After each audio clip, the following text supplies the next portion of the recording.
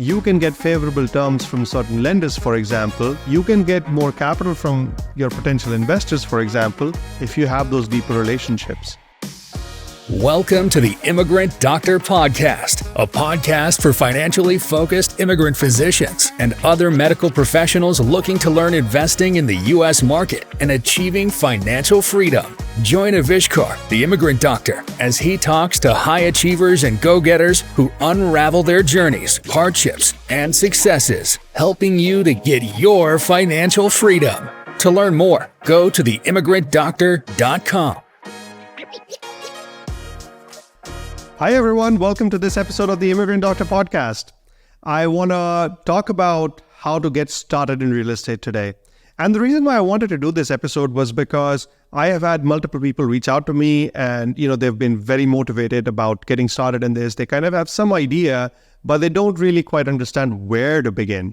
So I figured let's just do an episode on this. I just want to remind you that there is a small, brief video course that I did create on, this introduction to real estate that's sitting on my website. Please do check it out. That will also give you some information on how real estate works, what are the different types of asset classes available in real estate to you. So go to www.theimmigrantdoctor.com and do check out that short video course. Now, getting back to getting started in real estate. I think the first thing and the most important thing for real estate is actually the mindset that you work with. It is very important to understand that real estate, most of the times, is a long game. It's not a short game. Sure, there are some parts of real estate that can bring in now money, but for most part, if you're talking about passive investing, if you're talking about not worrying about your, the day-to-day activities, it's going to be relatively slower in your growth and getting the returns on it. Just like it would be even with stock market, for example, right? Some of the folks had actually reached out to me and they wanted to get started in real estate, but they needed now money. And we had to figure out, well, what can you do now in real estate to get now money? If you're in that phase where you need now money, you have to understand that you will probably get a higher return on the time invested versus your capital invested in real estate. Because your time is going to be able to generate more income, just like it would for a W-2 job.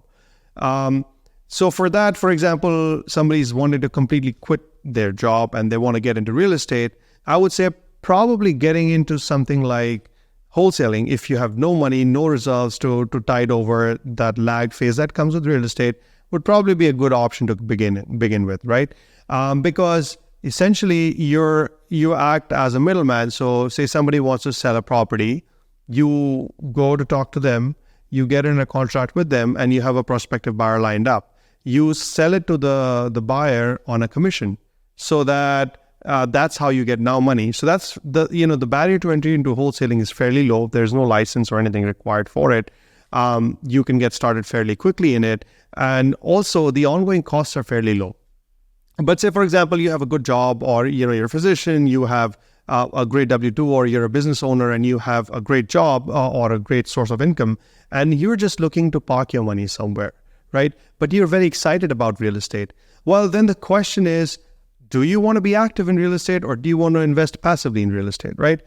Do you want to be spending some of your time looking at deals, analyzing deals, underwriting deals? And what I mean by underwriting is going through the numbers, crunching the numbers. Do you want to spend time in that or not? Are you a partnering person? And why I say that is because if you're looking at larger asset classes, you will usually require to partner with people. Or do you prefer doing your deals on your own? All of these things have to be thought about before you can start choosing what real estate you're looking at. So for example, say you have money, which is lined up and you have extra cash on the side and you want to put it into real estate, but you really do not want to work in it. You want to enjoy your life sitting on a beach, but you just want your money to work for you. Well, investing in syndication is a great option for you because you are going to be just putting your money to work. You do not have to really manage the asset. But say you want to work and manage the asset as well, then it depends whether do you want to partner with people or do you want to do it alone. If you want to do it alone, probably looking at smaller deals with less moving parts would maybe a better option for you. But, having said that, if you have more time at hand, you can look at the moving parts, maybe getting into larger deals. Then if you're willing to partner, maybe looking at syndications. So these are different things that you have to kind of understand that go into buying real estate. And these are sort of the different flavors of real estate. Now, it's also important to understand that there are different asset classes in real estate, right? So, like, for example, I invest in multifamily. And the reason being, I believe my investment ideology is that everybody needs a place to live. People may, shrink down to apartments, but they would still need a roof over their head. So I think that's the premise that I use to invest in multifamily. I know there are very successful short-term rental owners, short-term rental property owners who are making a killing in this industry. And their investment ideology is completely different from my investment ideology, right? So you have to decide what works for you. Do you want to look at hotels? Do you want to look at mobile home parks? Do you want to look at just land and conversion of the land? Do you want to look at ground-up construction? Do you want to look at storage units? Do you want to look at multifamily? There are different asset classes. There are tons and tons of variations of real estate. So you have to really decide what you're looking at. Remember that, as they say, the riches are in the niches.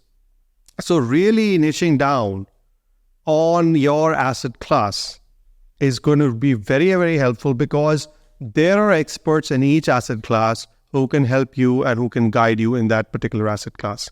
Now that you've decided, what asset class that you want to invest in, the next step actually is to understand where you want to invest, because this is a very local market dependent activity and not necessarily a national level activity.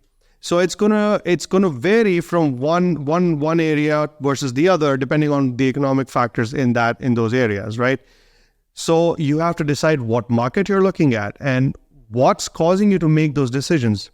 Understanding those markets, going through the data that's available to you about those markets will help you make those decisions, right? What are the laws over there? Say, for example, I'm looking at multifamily. I need to understand what are the landlord laws in particular areas. Are they going to be in my favor or not? What are the tenant laws? What do I need to be careful about? And are they changing? So keeping that in mind also helps you decide what area you're looking at. So, it's really about figuring out what type of an asset you're looking at and which areas you're looking at. You cannot be looking at everything all across the nation. Even from my experience, I can tell you that even looking at 2 or 3 markets, it becomes very difficult for one person unless you're full-time into real estate. Then the next thing that comes is understanding the basics of a deal. What I mean by that is understanding how a deal really works. So simplistically, it's essentially a transaction, right? You have money, you pay money for the asset, and then you buy the asset, right? Now let's talk about where this money comes from. If you're buying an asset, say you have money lying on, in your bank account, and you want to invest that money, do you want to invest all of that money into one particular asset that you're buying, versus do you want to spread it out across multiple assets? I prefer spreading it out and then putting a loan on these assets, because A, it helps protect my money because it's spread out across multiple assets. B, I have a loan in place, so it helps me get higher returns on my investment, because now the bank is helping me with my investment, right? So it really depends on your risk profile. It really depends on what you're looking for. If you are very, very, very risk averse and you just do not like having debt, then maybe just putting your entire money into one asset is the right way for you. But I can tell you that the returns are going to be much more muted for investing your entire savings into one particular asset. Secondly, you're putting your entire savings at risk by really limiting the number of assets that they are actually spread across. And so it's important, to understand all of this, important to take this into mind. Again, if you are choosing to go and take on debt, having that mindset about debt is very important, that while debt can be your friend, but at the same time, it's sort of like a double-edged sword. So you have to be very careful with it. It has to be managed and, tended for with care, because if you default, that can, cause a world of hurt to you. So that's really important to understand with respect to how it works. And of course, the next part is, now that you have these things in place, you have to understand how do you underwrite a deal. So underwriting a deal basically means looking at the financials of the deal, looking at the projections based on your assessment of the market, and then creating a model around it, creating a business model around it to see what returns you're going to project on your investment that you're doing. So it's essentially coming up with a business plan of how your business is going to perform, what are your expected returns in this business, and also understanding what is your exit strategy for this business. Because it's important to have multiple exit strategies in a business, right? You cannot just rely on one exit strategy for an asset that you buy. What would happen if that exit strategy fails? What is your fail-safe mechanism in place? So having those fail-safe mechanisms in place is also very important, because you need to have those layers of protection for your capital.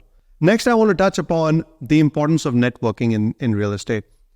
Real estate is a very networking heavy industry. Everything is based on relationships in this industry. Of course, there are factors like the economy, changing interest rates, whatever have you.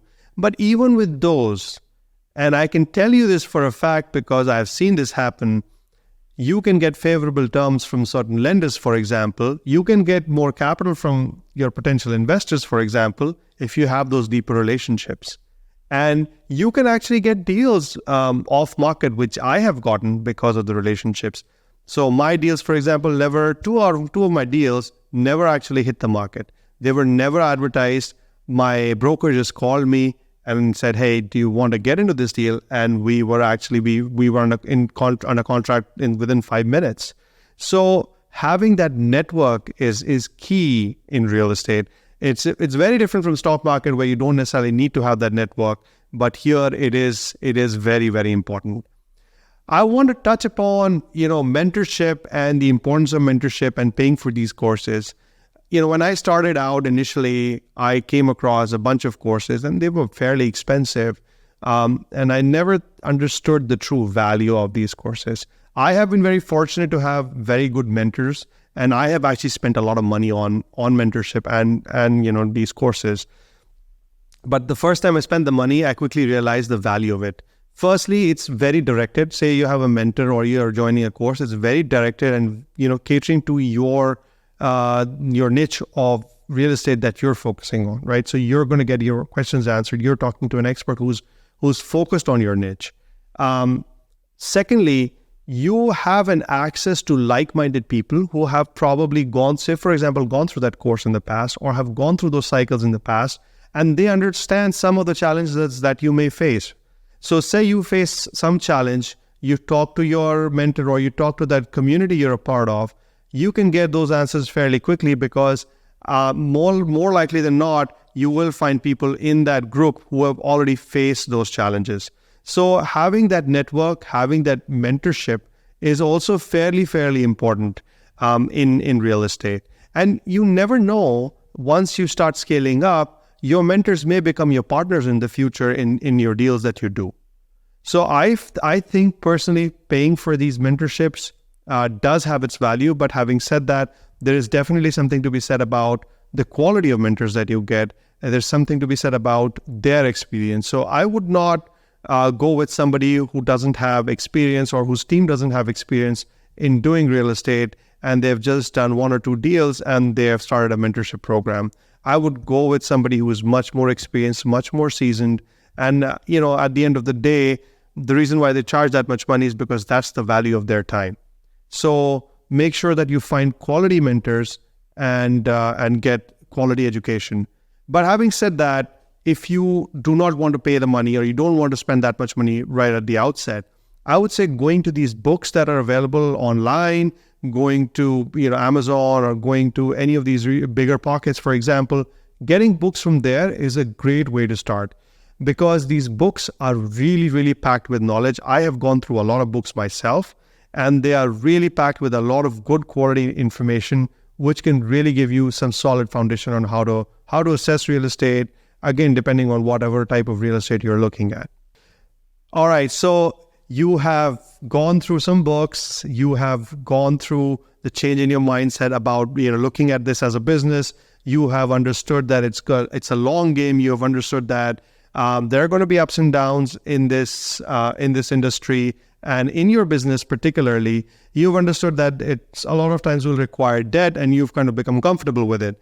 Now it's time to get into your deal. A lot of times people will get cold feet when they're getting into their first deal. And it is but natural. There's nothing unnatural about it, because, the brain will send fear signals to you because of the amount of money that's involved in this. A lot of times a down payment is going to be a sizable chunk for buying, say, an asset that you're buying, a building that you're buying. And it is natural to feel scared because you're committing so much money to a particular thing. But I will say this, getting into your first deal, if your numbers work, if you've double-checked, triple-checked your numbers, they work, is going to be very important, because that's really going to propel you. Why will it propel you? Because first, you'll get over that hump of analysis paralysis. You'll get over that hump of getting the cold feet. And more importantly, your network, the people that you're interacting with, your broker, your lender, your property manager, they will understand that you're an action taker, which is very, very important in this real estate industry. People want to partner with people who are action takers, not people who are sitting on the sidelines. This is not to say that you go and buy anything and everything that somebody sends you. This is to say that if you are getting a deal where the numbers are working, it is time to pull the trigger. It is important to do that. Otherwise, the brokers will not be sending you deals very shortly after that, because they only have so much patience. Their business model depends on people doing these transactions. And so they cannot keep waiting and hoping for you to do a transaction if you're not going to pull the trigger. So make sure when you're ready to get into your deal, you're absolutely ready before you commit to it. Otherwise, your deal flow will sort of dry up. Then, now that you've acquired the asset, right, what comes next? The key is not in just acquiring the asset. The key is also in managing it. You can get a very good quality asset, but you may not be able to manage it properly. So what do you do about that? Well, you got to understand how assets work. You may want to get a property manager in place. You may want to talk to people who are managing their assets. Some of the resources, I think, for you to understand better would be like joining your local RIA, joining your local investor meetups, and going to these meetups, talking to other people who are in real estate. I think nowadays social media is abound with these people who are, who are already good at real estate, and they're wanting to help other people get into real estate. So actually talking with people would be really, really helpful. This is my short podcast episode on how to get started in real estate. I hope you guys enjoy it. Please do check out my video course that I've created. It's on my website, www.theimmigrantdoctor.com, and I'll see you in the next episode. Thank you for tuning in to this episode of the Immigrant Doctor Podcast. If you would like to learn more, head to www.theimmigrantdoctor.com. See you again soon on another episode and another amazing journey.